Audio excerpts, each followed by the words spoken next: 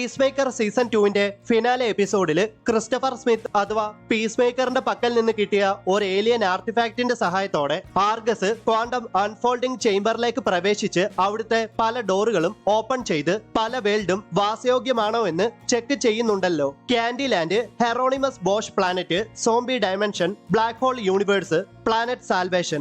ഈ പറഞ്ഞ പ്ലാനറ്റുകളിൽ DC യൂണിവേഴ്സിന്റെ ഭാവിയിൽ ഒരുപാട് റോള് കൈകാര്യം ചെയ്യാൻ പോകുന്നത് സാൽവേഷൻ എന്ന പ്ലാനറ്റ് ആണ്. വളരെ ശാന്തസുന്ദരവും ശ്വസിക്കാൻ പറ്റുന്ന ഓക്സിജൻ ഒക്കെയുള്ള ഒരു പ്ലാനറ്റ് ആണ് സാൽവേഷൻ. സാൽവേഷൻ എന്ന പ്ലാനറ്റ് ആകും മെറ്റാ ഹ്യൂമൻസിനെയും ക്രിമിനൽസിനെയും തടവിലാക്കാൻ ആർഗസ് പ്രസനായിട്ട് ഉപയോഗിക്കാൻ പോകുന്നത്.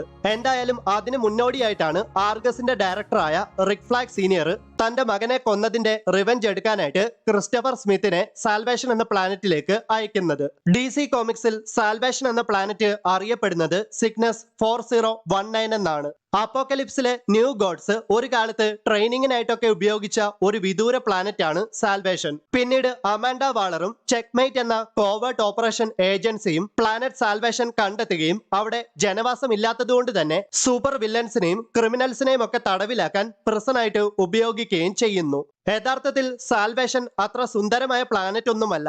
ഒരുപാട് അപകടങ്ങൾ അവിടെ പതിയിരിപ്പുണ്ട്. എന്തായാലും DCയുടെ ഫ്യൂച്ചർ പ്രോജക്ട്സിൽ പ്ലാനറ്റ് സാൽവേഷനെ പറ്റി കൂടുതൽ മനസ്സിലാക്കാനും ഒരുപാട് എക്സ്പ്ലോർ ചെയ്യാൻ സാധിക്കുമെന്നും പ്രതീക്ഷിക്കാം.